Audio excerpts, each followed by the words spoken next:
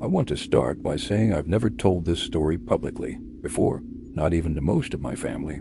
I was 19, and it was the summer between my first and second year of college. Money was tight, so when my uncle offered me a job at the marina he managed on a lake about 2 hours from my hometown, I took it without thinking twice. The job itself was simple on paper. I was a dockhand. During the day I'd help tie up boats, pump gas, sell bait and ice to fishermen. But the real money was at night. See, this marina sat next to a stretch of lakefront homes owned by people who had more money than sense, and every summer weekend they threw parties on their boats. My uncle had a deal with a handful of them where I'd stay late, sometimes until 2 or 3 in the morning, cleaning up their boats after they came back from these parties, wiping down the decks, pumping out anything that needed pumping out, making sure everything was locked up. In exchange, they'd tip me, and these weren't $5 tips. Drunk rich men on a Saturday night after a good time will hand a 19-year-old a $100 bill just because it makes them feel generous. I wasn't about to say no to that kind of money for a summer job. So most nights I'd sit alone in the little office by the fuel dock, waiting for boats to come back in. I'd watch the lake go from gold to orange to this deep, almost black blue as the sun went down, and then I'd just wait, listening to the water lap against the dock posts, until I heard an engine in the distance.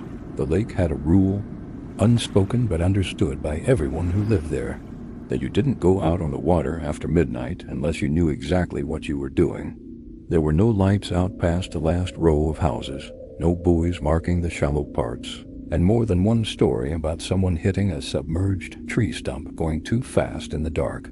So by around 11, most boats were already back, tied up, and I'd usually be done with my rounds by midnight. Except for one boat, there was a pontoon, white with a blue stripe that belonged to a family named the Whitfields. I never met them directly, only ever cleaned up after them. Their boat would go out most nights around 10 and not come back until well past 1 in the morning, sometimes closer to 2. I always assumed it was an older couple, because my uncle mentioned once that they were quiet, kept to themselves, didn't cause trouble like some of the younger crowd. I started noticing something strange about 3 weeks into the job. Every single time the Whitfield boat came back, it was completely empty when I went to check it. Not empty like the people had already gone up to their house. Empty like nobody had ever been on it that night. There'd be no cups, no trash, no wet footprints on the deck, nothing. It would just be idling at the dock with the engine running, like it had driven itself back.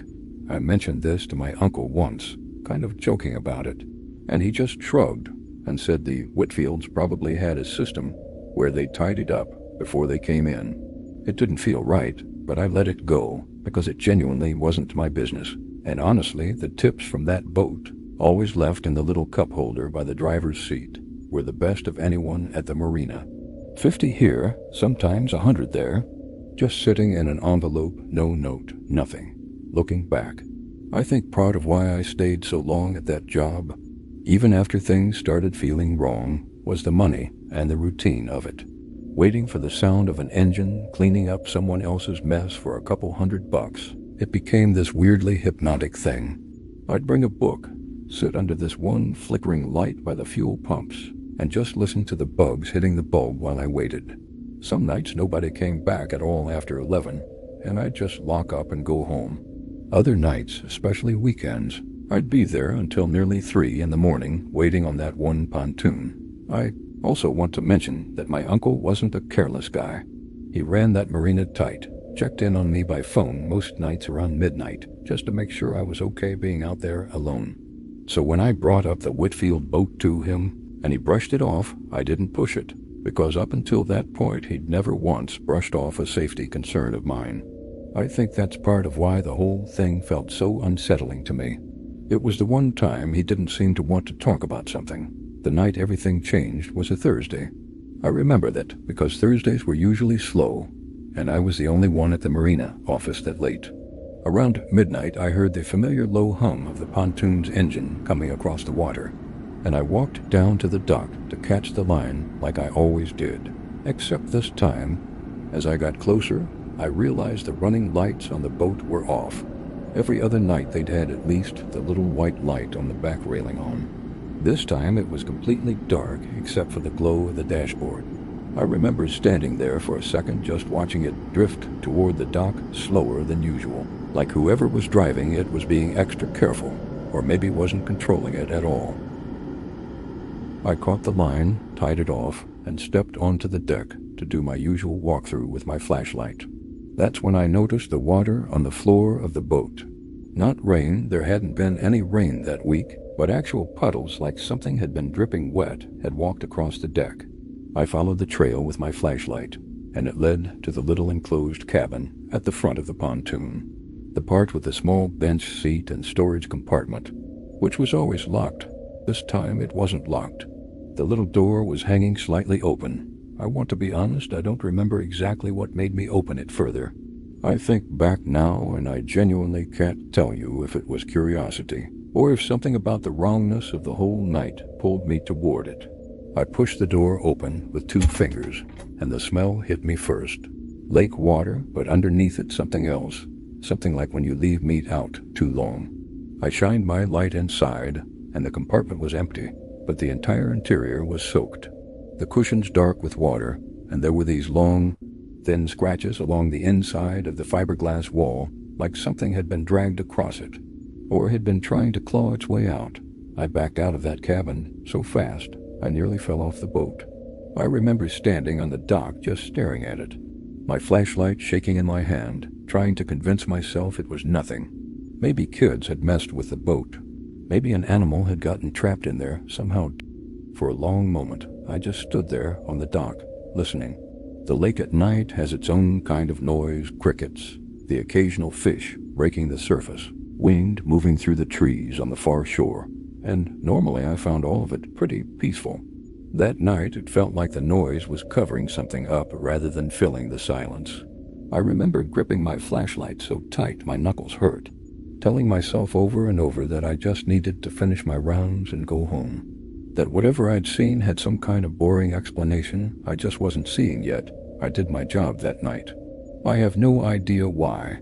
I think some part of me just needed the routine to feel normal again. I wiped down the deck, avoided the front cabin entirely, and when I checked the cup holder by the driver's seat, there was an envelope like always, $200 inside, more than they had ever left before. I didn't sleep at all that night. The next morning I asked my uncle, as casually as I could, if he'd ever actually met the Whitfields in person, seen them get on or off the boat. He thought about it for a second and admitted that in the 15 years he'd managed that marina, he had never once seen them. The paperwork for the slip rental was handled entirely through mail and a management company. He just assumed they were older and private. I quit that job 2 days later. I told my uncle I got offered something closer to home, which wasn't true, but I couldn't bring myself to tell him the real reason, because even to me it sounded insane. I never went back to that marina, not even to visit. My uncle managed it for another 4 years after that before retiring, and I only saw him bring up the Whitfields one more time at a family dinner, when he mentioned offhand that the slip had been vacated, the boat gone, sometime that following winter, and nobody from the management company ever returned his calls about the final invoice. A couple years later, I ran into a guy at a party who used to work at a different marina about 20 minutes down the same lake, and somehow the conversation turned to weird stories from working on the water. When I brought up the Whitfields, half expecting him to have no idea what I was talking about, his whole face changed. He said there was a boat matching that same description, white pontoon with a blue stripe. That used to be moored at his marina years before it ever showed up at ours, and it had the same reputation, going out late, coming back completely empty, and eventually just disappearing from the slip without any explanation. The owners never seen, the paperwork handled entirely through a management company. He said the rumor among the older guys who'd worked there longer was that the boat had been involved in some kind of accident on the lake decades earlier, something that was never fully explained, and that it had been passed between different owners and different marinas every few years since, never staying anywhere for very long. I don't know how much of that is true, and I never tried to verify it, because honestly, I didn't want to know any more than I already did. I still think about those scratch marks sometimes, usually when I'm near water at night. I never found out what was on that boat or what happened to whoever or whatever left those marks trying to get out of that little front cabin. Some nights I tell myself it really was an animal. Other nights, when I'm being honest with myself, I know that isn't what I saw. This next one was sent to me by someone who asked that I read it in my own words rather than as a direct account. So I'm going to tell it the way it was described to me. A family of 4, 2 parents and 2 daughters, 13 and 16, rented a lake house for 2 weeks every summer at the same property. They'd been coming to this particular lake since the older daughter was a baby. So by this point, they knew the area well, the neighbors, the little general store down the road, the dock behind the house where the girls would spend hours in the water during the day. The mother worked as a nurse and only got 2 weeks off a year. So this trip was something the whole family looked forward to for months in advance. The father used to joke that he did the actual planning 350 days a year, just so those 2 weeks could be nothing but sitting on the dock with a beer, watching his daughters swim until it got dark. The older sister told me that some of her clearest childhood memories were of that lake, learning to water ski off the back of a neighbor's boat, catching fireflies in mason jars with her sister on the porch. The younger daughter had always had this thing where she said the lake felt different at night. Not scary exactly, just different, like it was paying attention. Her older sister used to tease her about it, said she was being dramatic, but their mother told me later that she remembered even as a toddler. The younger girl refused to put even a toe in the water after the sun went down, and would get upset if anyone else in the family did either.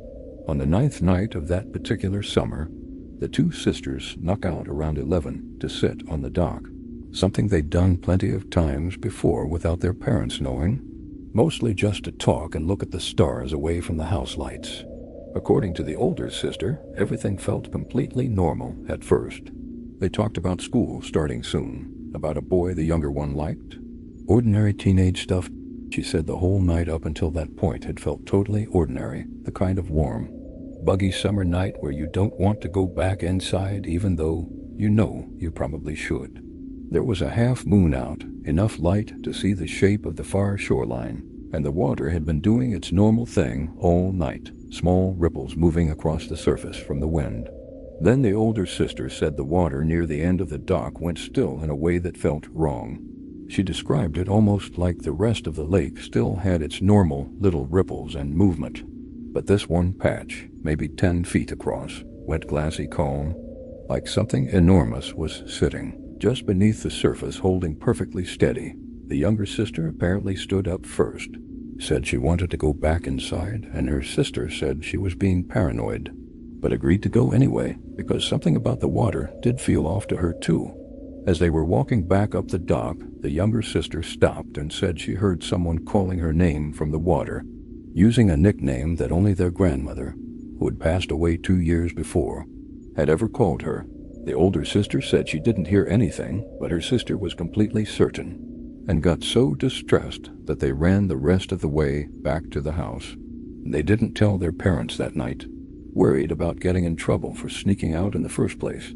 The next 2 nights passed without incident, and the family assumed whatever had happened was just nerves, or the imagination of 2 girls out past when they should have been. On the 12th night of the vacation, the younger sister woke up around 3 in the morning and got out of bed. Her sister, sleeping in the same room, said she woke up briefly and saw her walking toward the bedroom door, and assumed she was just going to the bathroom. So she didn't think anything of it and fell back asleep. When she woke up in the morning, her sister's bed was still made from the day before, untouched, and she wasn't anywhere in the house. The parents searched the property first, the yard, the shed, the car, thinking maybe she'd gone for an early walk. Then they searched the dock and found her sandals sitting neatly side by side at the very end, positioned like she had taken them off carefully before doing something. Rather than kicking them off in a hurry, I'm not going to sit here and tell you there was some big dramatic search with divers and helicopters, because according to the family, that isn't what happened. The father told me through the person who originally sent me this story that they never called anyone official at all. He said it plainly that some part of him already knew searching wouldn't find her, and that whatever had answered that call from the water the first night had come back to finish what it started. He said the family simply packed their things that same day, left the sandals exactly where they were on the dock, and drove home in complete silence. The property owner apparently tried reaching out to the family a few times over the following months, first about getting the house keys back, then just to check in, and every message went unanswered. Years later, someone who still visited that lake for their own family vacations mentioned to the older sister, entirely by coincidence at a wedding of a mutual friend, that the lake house had eventually been sold, and that the new owners had torn out and replaced the entire within their first year of owning the property. For reasons nobody in the area seemed to know or wanted to talk about, they never went back to that lake. The younger daughter's room in their house stayed exactly as it was for years afterward. The older sister, now an adult, said the thing that haunts her most isn't the disappearance itself, but the fact that she still, to this day, cannot remember if she actually heard nothing that first night on the dock, or if she heard the same voice her sister did, calling the same name, and simply told herself she hadn't. The last story is one I'm going to tell exactly how it was written to me, because the person who sent it asked me not to change any of the details, even the parts that don't make complete sense, because they said that not making sense is kind of the whole point. I was 18, right after graduating high school, and 4 of us decided to drive out to a music festival about 6 hours away as our big last hurrah before everyone scattered off to different colleges. It was me, my best friend since middle school, his girlfriend, and another friend of ours from the football team. We packed my friend's car full of camping gear, coolers, all of it, and left in the early afternoon so we'd get there with plenty of daylight left. We had the windows down for the first hour, just enjoying the drive, blasting the kind of music you only play on a road trip with your friends, the kind where everyone knows every word, even to the songs they'd normally never admit to liking. My friend's girlfriend had made a whole playlist just for the drive, said she'd been planning it for 2 weeks, and honestly it made the first stretch of the trip feel like the beginning of something really good. Exactly the kind of last summer memory we were all hoping for before everyone went their separate ways for school. About 4 hours in, we were driving through this long stretch of nothing, just farmland and the occasional gas station, when we saw a guy on the side of the road with a backpack, thumb out, obviously hitchhiking. Normally none of us would have stopped, but it was maybe 105 degrees that day. There was nothing around for miles in either direction, and he genuinely looked like he was struggling, sweating through his shirt, sunburned. My friend's girlfriend was the one who insisted we pull over, said we couldn't just leave someone out there in that heat. He climbed into the back with me and the other friend, said his name was Corey, said his car had broken down about 10 miles back, and he'd been walking ever since trying to find a signal to call someone. He was heading the same direction we were, toward the festival actually, said he had a ticket and everything but had lost his ride. We didn't think much of it, gave him water, let him ride along, figured it was a decent thing to do, and he seemed normal enough, a little quiet maybe, but normal. He thanked us a bunch when he first got in, said he owed us one, and for a while it really did just feel like we'd done a good deed for a stranger on a hot day. I don't remember exactly when things started feeling wrong. I think it was maybe an hour after we picked him up. He'd been fine at first, talking a little, answering questions about where he was from, but then he just kind of stopped responding to anything, staring out the window instead. My friend in the front seat tried making conversation a couple times and got nothing back, not even a look in his direction. At some point I glanced over at him, and he was looking directly at me, not out the window like I thought, and he asked me, completely out of nowhere, if I remembered him from before. I told him I'd never met him in my life. He just kind of smiled a little and went back to staring out the window like nothing had happened.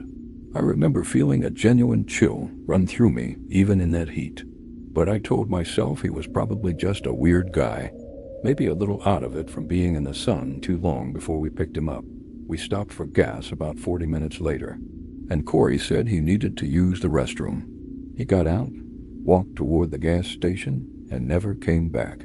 We waited almost 20 minutes. My friend even walked into the store and the restroom to check, and there was no sign of him anywhere, like he had just vanished off the property. His backpack was still sitting in the back seat of the car. We debated what to do.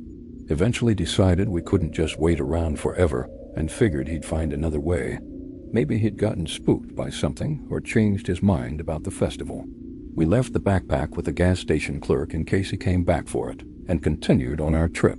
The festival itself was actually great. 3 days of exactly what we'd hoped for.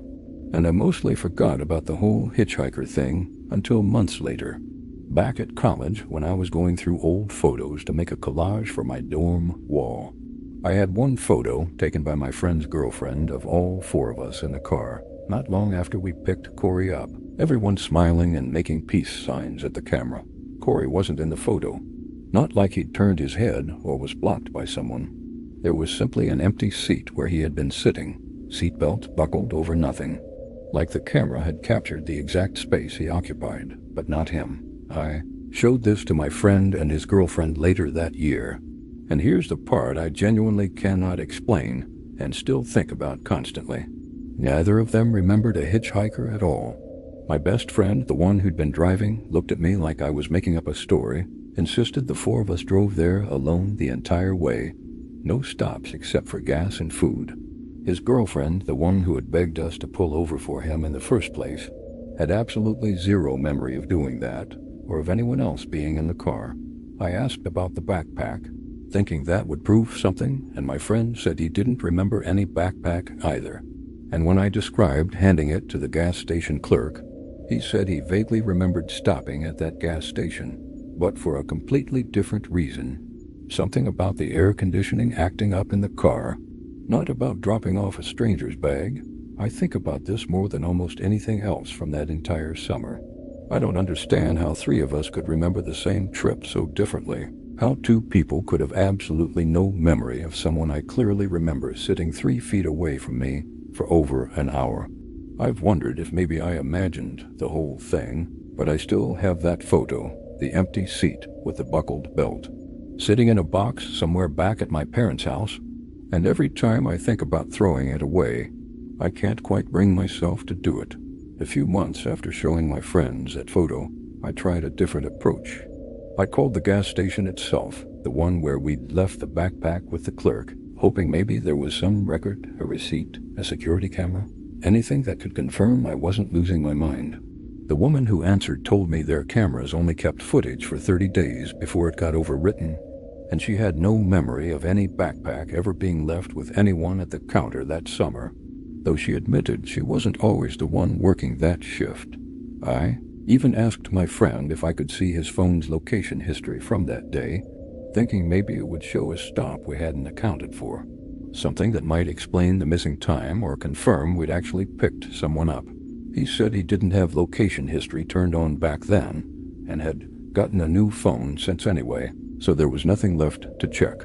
Every path I tried to find some kind of proof just closed itself off one after another until I stopped trying entirely.